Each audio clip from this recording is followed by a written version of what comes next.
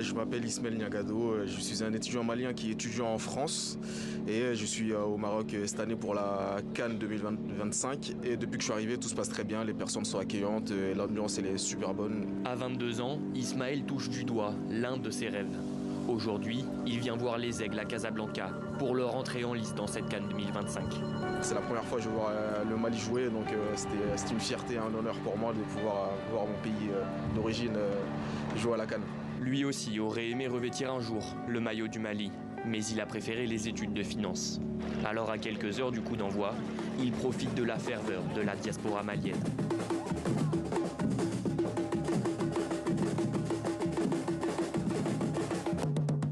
Franchement, le stade pour l'instant, là justement il y a pas mal de supporters maliens qui sont présents, notamment ici au Maroc. Je sais pas, vous venez d'où? On est ici, on est des étudiants ici. Ouais, c'est des étudiants maliens également qui sont présents au Maroc. Et donc ça permet également de réunir toute cette communauté malienne qui est un peu présente partout dans le monde. Et j'attends de voir ce que ça va donner au sein du stade à l'intérieur directement. À la sortie du stade, Ismaël ne le cache pas, il est déçu. Le Mali vient de concéder le nul face à la Zambie. Ils étaient pourtant favoris. Déçu forcément parce qu'on attendait beaucoup de cette équipe, surtout de bien commencer le tournoi. L'entame de match a été facile, disons ils sont bien rentrés dans le match. Mais finalement au cours du match avec le penalty manqué, ça nous a rappelé des mauvais souvenirs lors de la dernière CAN.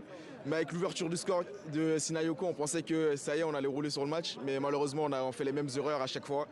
Et tout ça, ça fait peine à voir.